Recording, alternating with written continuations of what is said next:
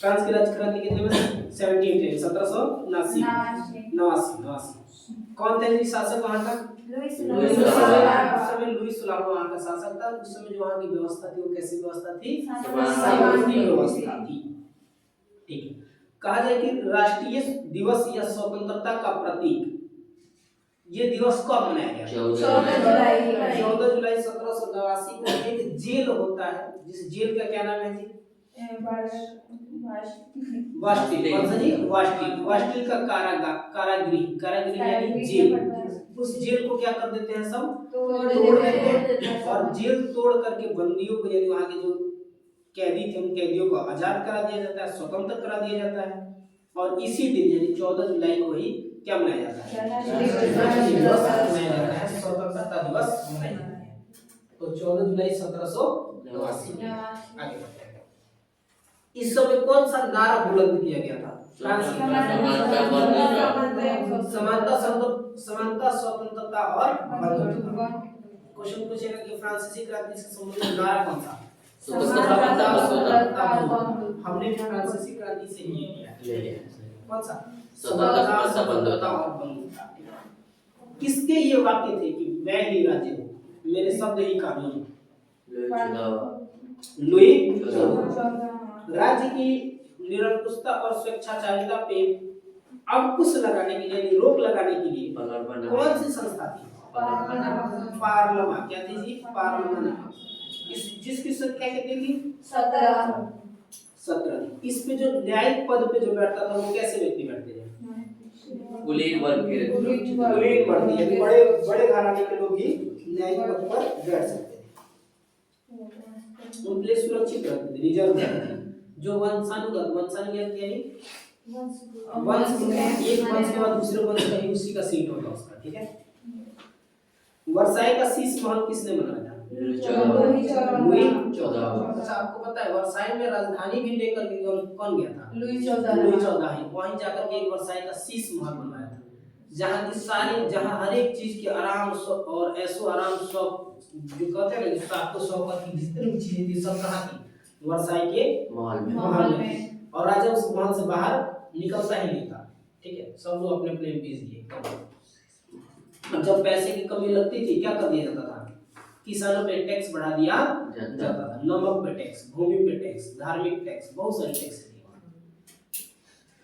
आगे मिलेगा एक टीले और एक टीथे। दो नाम का क्या था? कर। टीले नामक कर किसके लिए? भूमि से। टीथे नामक कर किसके? एक नमक कर। तो वर्साई का शीश महल का निर्माण लुई 14 में। और राजधानी उसको वर्साई को किसने बनाया था? लुई 14। ठीक है। आगे फ्रांस की गद्दी पे लुई 16 कब बैठता है? 1774। और हाँ लुई 16 बैठता है। कितने में? 1774। उसकी पत्नी कौन थी? कहाँ की राजकुमारी थी? क्या ये राज्य के कार्य में हस्तक्षेप करती थी कि नहीं करती थी? करती थी। एकदम प्रत्यक्ष रूप से राज्य के कार्य में क्या करती थी? हस्तक्षेप करती थी, है ना। राष्ट्र की समाधि वर्साई का भड़कीला राजचक्र था। लुई 16 तो क्या किया? देशद्रोही के अपराध में क्या कर दिया गया? फांसी। टीले क्या था? और टीथे क्या था? टीले से कैसे? टीले और टीथे दोनों एक ही जैसा है ना। तो कैसे याद रखें? टीले और टीथे। देखिए इसको रिलेट कर लीजिएगा। टीले टेले लिखा है। ठीक है। टेले या टीले और एक है टीथे। तो टेले कैसे याद होगा? तो टेले से ढेले। आपने यहाँ ढेला देखे हैं? ढेला कहाँ होता है? खेत में होता है ना। टेले नहीं, ढेले या ढेले है। ढेला कहाँ है जी? खेत में। तो खेत से संबंधित, भूमि से संबंधित। टीथे क्या जी? टीथे। तो टीथे को तो टीके, जैसे टीका लगाते हैं टीका। तो टीले तो टीका लगाते हैं तो किससे संबंधित हो जाएगा? धार्मिक। टीका लगाओगे तो टैक्स लग जाएगा। देखिए कौन सा टीका? सुई वाला। नहीं पूजा पूजा वाला। आगे देखिए। अच्छा ये सब कर किसको देना पड़ता था? चर्च को। आम जनता को। आम जनता किसको देती थी? चर्च जमा करता था ये सब, ठीक। हाँ चर्च इसमें हस्तक्षेप करता था। चर्च ये सारी टैक्स वसूलता था। चर्च कौन था? अरे चर्च एक धार्मिक स्थल होता है, वहाँ पे चर्च से कोई आदमी नहीं है? नहीं, चर्च आदमी थोड़ी। चर्च में चर्चा होता है, चर्च में पूजा पाठ होता है, उनका ईसाई लोगों का अपना मंदिर दिख रहा है। चर्च नहीं देखें चर्च आप लोग कितना पीछे कोई लोग नहीं। क्रिसमस डे आता है 25 सितंबर को, 25 दिसंबर को आप लोग कहते हैं क्रिसमस डे आ गया, उसी दिन चर्च में सब पूजा पाठ जो भी होता है करना होता है, करता है सब। तो यहाँ पर भी मनाया जाता होगा। आमीन आमीन ऐसे। यहाँ पे गोपालगंज में चर्च है। गोपालगंज में कैथोलिया में है। बहुत भीड़। भीड़ तो बहुत ज्यादा लगता है, हम लोग भी जाते हैं, गिफ्ट विफ्ट मिलता है उस दिन, है ना? जाता है सब चर्च में। अच्छा सबसे अधिक योगदान किसका रहा जी? फ्रांसीसी क्रांति का सबसे रूसो। किसने कहा था कि 100 चूहों की अपेक्षा एक दिन सिंह का शासन उत्तम है? वॉल्टेयर। 100 चूहों की अपेक्षा एक दिन सिंह का शासन क्या है? शेर की तरह जियो एक दिन, 100 चूहे की तरह नहीं जीना है। समझ में आया? कैसे जीना है? किसने कहा था? टीपू सुल्तान ने क्या? 100 चूहे की जिंदगी का बच्चे टीपू सुल्तान ने कहा इस बात को पता लग। सोशल कॉन्ट्रैक्ट किसकी रचना है? सोशल कॉन्ट्रैक्ट किसको हम हिंदी में, अगर कभी हिंदी में आ जाएगा तो सामाजिक संविदा। क्या होता है हिंदी? सामाजिक संविदा। सोशल कॉन्ट्रैक्ट किसकी रचना है? रूसो की रचना है बाबू, रूसो की। और वॉल्टेयर की रचना कौन सी है? Letters on English. Letters on English है, ठीक है। और एक है इसकी रचना एक और इंपॉर्टेंट, मॉन्टेस्क्यू की रचना कौन सी? कानून की आत्मा, द स्पिरिट ऑफ लॉ।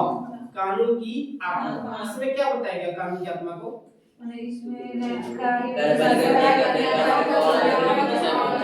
कार्यपालिका, न्यायपालिका और विधायिका को क्या किया गया है? एक दूसरे से पृथक रखा गया है, यानी शक्ति का क्या? पृथककरण। शक्ति का पृथककरण, अलग अलग करके रखा गया, ठीक है। कभी नाम नहीं पूछेगा, सिर्फ ये पूछ देगा कि शक्ति का पृथक्करण किस पुस्तक में? कानून की आत्मा। किसने रचना की है? मॉन्टेस्क्यू। शक्ति का पृथक्करण। फ्रांस की राज्य क्रांति में सबसे महत्वपूर्ण नाम समानता, स्वतंत्रता एवं बंधुत्व, तीनों है, जिसमें थोड़ा अलग करके लिख दिया। तीनों है, समानता, स्वतंत्रता और बंधुत्व। राज्य क्रांति में समाज कितने भागों में बटा हुआ था? 3 भागों में। कौन कौन सा? प्रथम श्रेणी, द्वितीय श्रेणी, प्रथम स्टेट, द्वितीय स्टेट और तृतीय स्टेट की जनता की संख्या कितनी थी? 90%। 90% तृतीय स्टेट थे, जिनके पास 10% भी धन यानी संपत्ति नहीं थी। 90% लोगों के पास 10% भी धन नहीं था, संपत्ति नहीं थी। अच्छा ये तृतीय स्टेट भी 3 वर्गों में बटा हुआ था। कितने वर्गों में? 3 वर्गों में बटा हुआ था। राज्य क्रांति के समय फ्रांस की मुद्रा क्या थी? लिब्रे थी। कौन थी? लिब्रे। तृतीय स्टेट स्टेट जर्नल की अधिवेशन की शुरुआत कब से हुई? 5 जनवरी 5 मई 1789। अच्छा ये देखो क्यों हो रहा था। स्टेट जर्नल वहां थी, इसके बैठक को लगभग 75-76 साल हो गए थे। कितने साल जी? 75-76 साल हो गए थे। इसके बीच में इसकी बैठक एक बार भी नहीं हुई थी। अब जब देश कर के बोझ से, यानी उसको देश को जब पैसे की आवश्यकता महसूस हुई, क्या हमको क्या चाहिए? पैसे चाहिए। तब अब क्या किया जा रहा है देश में? टैक्स लगाने के लिए, नए नए टैक्स को मंजूरी दिलाने के लिए किसकी बैठक कराई जा रही है? स्टेट जनरल की 5 मई 1789। अब लोग इसका विरोध करते हैं, समर्थन में नहीं आते हैं, टैक्स लागू नहीं होने देते हैं, इसको लेकर के विवाद बढ़ता है। और कारण क्या था कि इतना पैसे की आवश्यकता पड़ रही थी, तो इन्होंने बेवजह की बहुत सारी फिजूल खर्चियां की। एक तो वर्साई के शीश महल में बेवजह से इतने ज्यादा खर्च किए जाते थे, बेवजह से प्रोग्राम कराया जा रहा है, भोज कराया जा रहा है। इसके अलावा वहां की जो रानी थी ना, मैरी जो ऑस्ट्रेलिया की राजकुमारी थी, ऑस्ट्रेलिया वो बिना काम के बहुत सारे अधिकारियों को क्या कर रही थी, बहुत सारे अधिकारियों को बिना काम के ही अपॉइंट कर ली थी, नियुक्त कर ली थी, और वो बैठ करके आराम से क्या लिए जा रहे थे, वेतन भत्ते लिए जा रहे थे। उनका कोई काम था ही नहीं, राज्य का कोष धीरे धीरे क्या हो रहा था, खाली हो रहा था। और ये लोग फ्रांसीसी लोग बिना काम के दूसरे दूसरे युद्ध में क्या कर गए, उतरते चले गए। ठीक है, फ्रांस ने इंग्लैंड से लड़ लिया, ठीक है, 70 वर्षीय युद्ध लड़ लिया। साथ में फ्रांस अमेरिका को स्वतंत्र कराने चला गया, वहां भी बहुत सारे इसके धन खर्च हो गए। ठीक, अब अमेरिका को स्वतंत्र करा के जब लौटे तो महसूस हुआ कि हमको भी अपने यहाँ क्या लागू करना चाहिए, लोकतंत्र लागू करना चाहिए। आगे देखते हैं,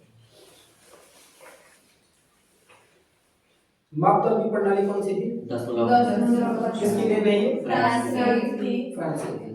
स्टेट जनरल की बैठक कब हुई, 5 सांस्कृतिक राष्ट्रीयता का जनक कौन थे, हार्डर। हार्डर। कौन थे, हार्डर। इसमें आता है नेपोलियन। कौन आता है जी, नेपोलियन। नेपोलियन का जन्म कब हुआ, 15 15 अगस्त 1717। कहाँ हुआ, राजधानी क्या थी, जगह का नाम है कोर्सिका थी। कौन सी, कोर्सिका थी। पिता का क्या नाम था, क्या था जी, इसकी शिक्षा कार्लो बोनापार्ट पिता थे। इसकी शिक्षा दीक्षा सैनिक अकादमी में इसकी शिक्षा दीक्षा हुई थी ब्रिटेन में। ठीक है, और 1700 कहाँ, इटली में ऑस्ट्रिया के प्रमुख को समाप्त किया। इटली में ऑस्ट्रिया के प्रमुख को क्या कर दिया, समाप्त। ऑस्ट्रिया के प्रमुख जानते हो, मेटरनिक था। कौन था, देखिए ये चलता है जब ये लगभग इसका डेट आता है कि 1798 97 के समय में इसका ज्यादातर प्रभाव देखने को मिलता है। ठीक है, और ये 1804 के आसपास अपने आप को क्या बना लेता है, शासन घोषित कर लेता है। कौन, नेपोलियन। देखिए फ्रांस में बहुत सारे राजा है ना, लुई 14वां, लुई 16वां, उसके बाद से फिर से गुरु वंश का शासक स्थापित होगा, तो ऐसे बहुत सारे राजा है। इसमें एक नेपोलियन आया, ये धीरे धीरे अपने आप को क्या किया, विकसित किया। और ये जब विजय अभियान लेकर के अपना निकला ना, विजय अभियान कि हम पूरी दुनिया को क्या करेंगे, विजय करेंगे, तो अगल बगल के बहुत सारे राज्यों को इसने जीता, इटली, जर्मनी, ऑस्ट्रेलिया, बहुत सारे राज्यों को इसने जीता। और जीत करके, और जो भी राज्य को जीतता था उसको क्या कर देता था, एक जगह संगठित करके वहां शासन व्यवस्था इतनी उत्तम तरीके से चलाता था कि लोग इसके क्या हो जाते थे, फैन हो जाते थे कि बहुत अच्छा इसने क्या किया है, काम किया है। समझ रहे हैं, दूसरे देश में जाकर के उस देश को क्या कर लेना, जीत लेना, और जीत करके उस देश के लोगों को अपनी तरफ क्या कर लेना, मिला लेना। इसकी इतनी अच्छी खासियत है, बहुत सुंदर तरीके से चलाता था। अब इटली में गया, इटली को अपने पढ़ा इटली का एकीकरण और जर्मनी का एकीकरण। इटली जर्मनी बहुत सारे भागों में क्या हुए थे, टूटे हुए गया, 2-4 राज्यों को जीता और एक में क्या कर दिया, मिला दिया। अब वहां के लोगों को लगा कि हमारा पूरा देश क्या होना चाहिए, इसी तरह से एकीकृत हो जाना चाहिए। तो कहा जाएगा कि इटली और जर्मनी में एकीकरण की भावना जगाने वाला कौन था, नेपोलियन था। उसने उनको जीता और एकीकृत करके दिखाया। आगे कहां तक पहुंचे थे, फ्रांस में डायरेक्टरी का शासन अंत कब होता है, 1799। और नेपोलियन 1799 में प्रथम क्या बनता है, काउंसिलर। और 1802 में जीवन भर के लिए क्या बनता है, और 1804 में क्या बना, खुद को क्या घोषित करता है, फ्रांस का सम्राट 1804। ठीक है, आधुनिक फ्रांस का निर्माता कौन है, नेपोलियन सर्वप्रथम। किसने कहा, इंग्लैंड को क्या कहा, बनियों का देश कहा। किसने कहा, नेपोलियन। नेपोलियन ने क्या पत्नी को तलाक दे दी, किसको, और फिर किससे शादी किया,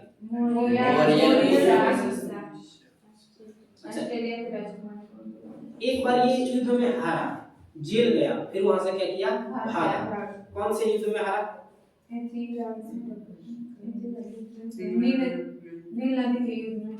ट्राफलगर। कौन सा ये, ट्राफलगर का युद्ध। 21 अक्टूबर 1805 में इंग्लैंड ने नेपोलियन को हराया और फिर कहाँ भेज दिया इसको, जेल भेज दिया। नेपोलियन ने बैंक ऑफ फ्रांस की स्थापना कब की? 1800 में। क्या स्थापित किया जी? Bank of France. डायरेक्टरी का अंत कब हुआ?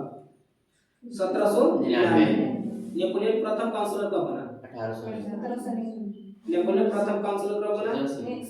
1799 में। और जीवन भर के लिए काउंसलर कब? 1802 सम्राट कब बना? 1804 कितने में जी? 1804 नेपोलियन का एक कानूनों का संग्रह तैयार किया नेपोलियन ने, क्या नाम था उसका? नेपोलियन का कोड। नेपोलियन का कोड। क्या नाम था? नेपोलियन का कोड। नेपोलियन को नील नदी के युद्ध में किसने हराया? अंग्रेजों के जहाजी बेड़े का बनाया, क्या नाम था? नेल्सन के हाथों पूरी तरह से क्या गया? पराजित। और यूरोप के राष्ट्रों ने मिलकर के 1813 में नेपोलियन को कहा लिप्ट नामक स्थान पर क्या कर दिया? और बंदी बना करके कहाँ भेजा? एल्बा के टापू में। और वो एल्बा के टापू से क्या कर जाता है? भाग जाता है। कौन भाग जाता है? नेपोलियन। 1800 से कितने में? 1813। किसने हराया था? लिप्जिन नामक स्थान पे हराया गया था और बंदी बना करके एल्बा टापू में भेजा था। और एल्बा टापू से क्या हो जाता है? भाग जाता है। अब भाग जाता है तो जितने भी यूरोप के राज्य थे जो नहीं चाहते थे कि वहां क्या आए, लोकतंत्र आए, वो चाहते थे कि जो राजा का शासन है वो क्या होता रहे? चलता ही रहे, राजतंत्र चलता ही रहे। तो वो सब मिलकर के 1815 में एक, आप लोग क्लास 10 में पढ़ा होगा, यूरोपीय राष्ट्र पढ़े ना, पहले ही चैप्टर क्या? 1815 में वो सारे यूरोपीय शक्तियां मिलकर के एक बनाती है वियना कांग्रेस। क्या बनाती है? वियना। नाम सुने क्लास 10 से? क्लास 10 का पहला चैप्टर वियना कांग्रेस। अब शनिवार को चल भी नहीं रहा है एनसीईआरटी। कल शनिवार है? आज कल तो संडे है, तो कल संडे को एनसीईआरटी चला दिया जाए। क्लास 10 का कौन सा एनसीईआरटी चला दिया जाए? हिस्ट्री चला दिया जाए। ठीक है, हम क्लास 10 का ज्योग्राफी खत्म कर दिए, शायद आपको पता हो कि ना पता हो, और आप उसको रिवीजन कर लीजिएगा। कौन कौन यूरोप में सबसे पहले हराया गया? 1800 से कितना में जी? 13 में हरा दिया गया। किसको हरा दिया गया? नेपोलियन को हरा दिया गया ना। लेकिन फिर वो क्या हो गया? भाग गया। कहां से भाग गया जी? एल्बा टापू से भाग गया।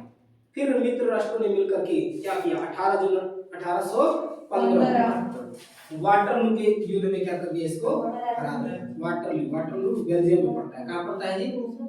वाटरलू। याद रखिए, वाटरलू कहां पड़ता है? बेल्जियम में पड़ता है। यहाँ बेल्जियम में इतना युद्ध हुआ था ना कि बेल्जियम को हम क्या कहते हैं? युद्ध का आखड़ा कहते हैं। क्या कहते हैं? युद्धों का आखड़ा। बेल्जियम, ये वाटरलू भी कहाँ है? बेल्जियम में। तो बेल्जियम में इसको हराया गया। ठीक है, फिर इसको कहाँ भेज दिया जाता है? सेंट हेलेना द्वीप पे भेज दिया जाता है, जहाँ 1821 में इसकी क्या हो जाती है? मृत्यु हो जाती है। याद रखिए 18 जून। हाँ, इसको इतना काम किया था तभी भी सब देश मिल करके क्या कर दिया? हरा दिया। और हराया ही नहीं, इसको सर जीता ही कहां से? सब जगह से कहां जीता? ये सब जगह से, उधर सब बहुत जगह से जीता। ये इसने इटली के क्षेत्र में जीता, जर्मनी के क्षेत्र में जीता, ऑस्ट्रिया के क्षेत्र में जीता, यहाँ तक कि रूस तक पहुंच गया था जीतने को। तो इसको जीत को यहाँ सारी चीजें नहीं दिखाई गई हैं। ये सिर्फ एक टारगेटेड लेकर के बनाया गया है बुक। आप पढ़िएगा ना, ये देखिए यहाँ की बुक है। क्या है? क्लास 10 का सामाजिक एकदम बढ़िया से पढ़ेंगे। इसमें बहुत अंदर डीपली गया हुआ है। चुड़ैलों का धावा भी है इसमें। एक बार चुड़ैलों का धावा हो गया था। चुड़ैलों का धावा हुआ था, कब तक डायरेक्टरी चली थी, कैसे चली थी, तो ये सारी बातें एनसीईआरटी में है। हम लोगों को इसका लूसेंट बनाया गया है एकदम टारगेटेड लेकर के, क्या टारगेटेड चीज को पढ़िएगा। अच्छा, कभी वियना कांग्रेस का जिक्र आ जाए तो याद रखिएगा इसी युद्ध के बाद क्या बनाया गया था? वियना कांग्रेस। क्या किया गया था? वियना कांग्रेस बना करके समझौता किया गया था, और उसी समझौते के तहत इसको 1921 में कहां भेजा गया था? सेंट हेलेना द्वीप पे। और ये सेंट हेलेना द्वीप पे मर गया या इसको मार दिया गया, कोई इसका प्रमाण नहीं मिलता, कोई अच्छा, इसको और क्या कहा जाता था? Little corporal. क्या कहा जाता था? लिटिल कारपोरल कहा जाता था। ठीक है, वियना कांग्रेस समझौता के तहत यूरोप में राष्ट्रों ने 1815 में क्या कर दिया, फ्रांस के प्रभुत्व को समाप्त कर दिया। बताया था वियना कांग्रेस 1815। वियना कांग्रेस की मेजबानी कौन कर रहा था, आपने क्लास 10 में पढ़ा होगा। वियना कांग्रेस की मेजबानी कौन कर रहा था? ऑस्ट्रेलिया का चांसलर मेटरनी। कौन जी? ऑस्ट्रेलिया का चांसलर मेटरनी वियना कांग्रेस की क्या कर रहा था, मेजबानी कर रहा था। इसीलिए कहते हैं NCERT is the most important. NCERT क्या है, बहुत ही जरूरी है। भैया उसे पूरा याद हो गया। सही नौकरी का लिस्ट लिख के रख लीजिएगा कि एकदम लाइन से लिस्ट आएगा एकदम, ठीक है। सही बात है। यूसेट पूरा आपका ठीक ठाक हो जाए, थोड़ा मैथ रीजनिंग हिंदी ठीक हो जाए बस। हिंदी में ठीक है, पर मैं खाली मैथ यूज करूंगा। इसके बाद से मतलब कहें तो लाइन रख लीजिएगा। हम बहुत सारे स्टूडेंटों को देखे, एक नौकरी निकला उसको से दूसरी तीसरी चौथी कहते लाइन लग जाता है उनका। अपने यहाँ के शैलेश सर है, लेकिन पढ़ता है ना जी, पढ़ता है आपके। हाँ शैलेश सर ग्रुप डी में गए, ग्रुप डी छोड़े मेट्रो में गए, दिल्ली मेट्रो वहाँ छोड़े, बिहार एसएससी से आ गए, है ना। अभी पढ़ रहे हैं क्या आप पढ़ रहे यूपीएससी। दो नंबर यूपीएससी। तीसरा को पूछ रहे हैं आप। आप समझिए कि आप यूपीएससी और यूपीएससी पढ़ रहे हैं। अब मुझे तुमको फुल टाइम मिलता होगा, पूरा पढ़ के आराम से पढ़ना है ना। हमारे एजुकेशन में वो बहुत सारे पहले इतना मतलब मेहनत की, शारीरिक रूप से मेहनत कि उनका एगो कोई आसाम के साइड में कोनो होता है ना, कोई राइफल ऐसा आसाम राइफल भी कुछ ऐसा होता है ऐसा, ठीक है। तो उस आसाम राइफल में कैसे कुछ भी चले गए और जाकर के वहाँ ट्रेनिंग कर रहे थे। तो जब तक वो ट्रेनिंग कर रहे थे तब तक उनका ग्रुप डी का जॉब लग गया। तो ट्रेनिंग छोड़ कर कहाँ भागे, ग्रुप डी में। और जब ग्रुप डी में आए तब तक उनका एनटीपीसी निकल गया, तो फिर वो भागे कहाँ, एनटीपीसी में। जब तक एनटीपीसी में गए तब तक उनका टीसी निकल गया, तब आ गया फिर कहाँ, टीसी। तो वो उनका अब इस समय वो राजस्थान में क्या है, टीटी है, टीसी टिकट चेकर, है ना। ग्रुप डी वाला जल्दी निकल जाता है नहीं सर? डी वाला जल्दी निकल जाता है, मतलब कोई एग्जाम होता है उसमें? ग्रुप डी में एग्जाम फिजिकल भी होता है? हाँ उसमें फिजिकल भी है, 25-30 किलो उठा करके दौड़ना होता है। हाँ फिजिकल है लेकिन जल्दी नहीं निकलता है। दिनेश सर को देख लीजिए 4 साल लगा ग्रुप डी निकालने। दिनेश सर भी पढ़ रहे हैं, अब बीपीएससी के लिए पढ़ रहे हैं। ऑनलाइन एग्जाम होता है ना ग्रुप डी में? सीबीटी बीएसएससी में ऑनलाइन आरपीएफ का आया है फिर से। कहाँ अभी आया है कोई? आ गया है। ओ और बंद नहीं किया इसको, बिहार का है। क्या बंद नहीं किया, इस ऑनलाइन एग्जाम होता है, उसमें वो क्वेश्चन बना देंगे तो दोबारा नहीं आता। आता है। ऑनलाइन एग्जाम में जो क्वेश्चन बना देंगे तो दोबारा आता है।